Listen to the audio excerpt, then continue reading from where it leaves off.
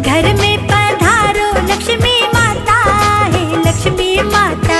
घर में पधारो लक्ष्मी माता है लक्ष्मी माता।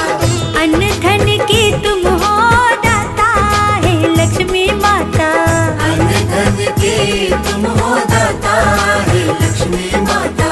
सारे जग की तुम भाग्य विधाता है लक्ष्मी माता। सारे जग की तुम भाग्य विधाता है लक्ष्मी माता। लक्ष्मी माता लक्ष्मी माता लक्ष्मी माता। घर में पधारो लक्ष्मी माता है लक्ष्मी माता। घर में पधारो लक्ष्मी माता